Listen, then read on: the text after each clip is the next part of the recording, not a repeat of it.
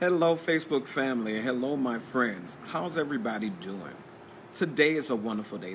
It's another Sunday. It's a day that you are starting out and you're planning and you're starting to get your things, that your act together.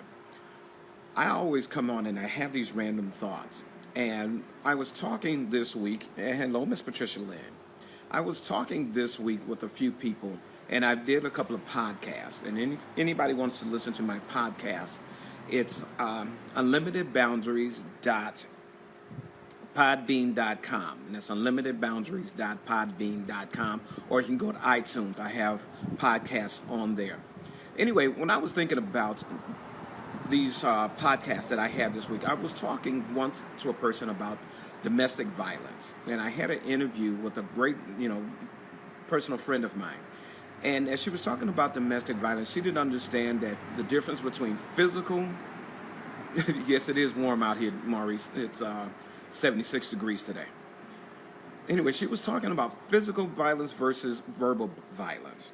And when we talk about physical and verbal violence, one of the major things that I like to talk about is when you're seeing physical violence with anybody as a part of domestic, you can see what that violence is. You can see a black eye. You can turn around and see marks on someone's body that they've been cut or bruised, they've been hit. Those are physical things that you can see with domestic violence. But when it comes down to verbal violence, verbal domestic violence between boyfriend, girlfriend, significant other, husband and wife, it's all important to understand. These are some things that you cannot see, and people go through major depressions about it. I want you to wonder sometime when you're having a conversation with somebody, hello, Michelle, when you're having a conversation with someone, how do you talk to them? When you're upset, do you talk with your friends, families, your significant other? Do you talk to them in such a way that you wish that they never said certain things to you, or they said something in a bad tone? How did you work with that particular person when you were going through that? Because words hurt. Words hurt an awful lot. And most people don't call the police or report any type of crime when it becomes the verbal violence. I want you all to start looking at it differently and how deep that is. A lot of name calling because of these things that happen to everybody. I've even noticed it in the workplace that, of course, people are called the B name an awful lot, or this Mickey Ficky over here is doing something else. Verbal domestic violence, I have to talk about more because a lot of women don't know that they're going through it. Their husbands, significant others, will always find out that they'll say, babe, you're getting too fat. I don't like this fat woman, or I don't like the way that you're wearing this makeup. You need to wear a wig, or something that is not nice to them, unflattering.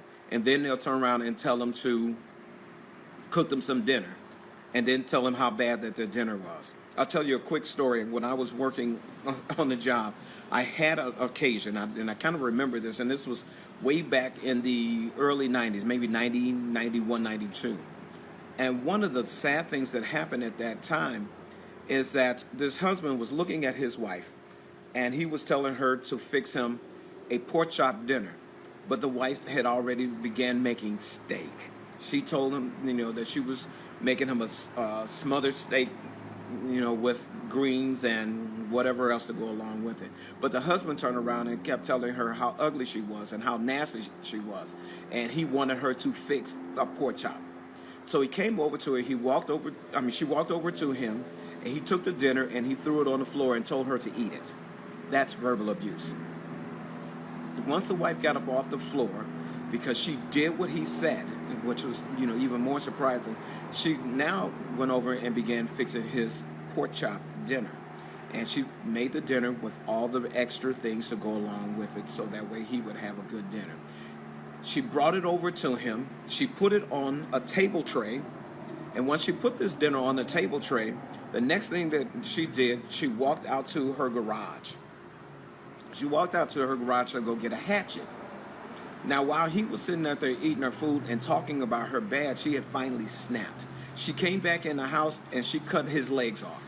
She just started chopping on his legs because of that verbal abuse that she had been suffering all of this time. Yes, the man lived, but now, of course, he now has no legs.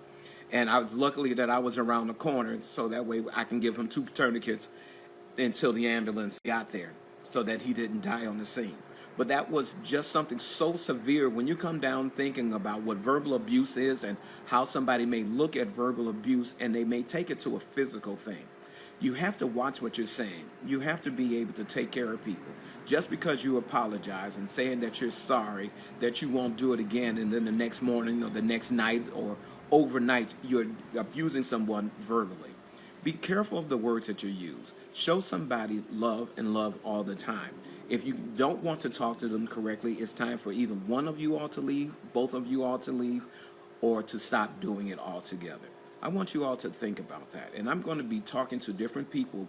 And if any of you all want to come onto my podcast, and this is not, a visual like Facebook Live. My podcast is viewed on the air and is viewed all around the world because I'm doing so many podcasts and I really enjoy doing them.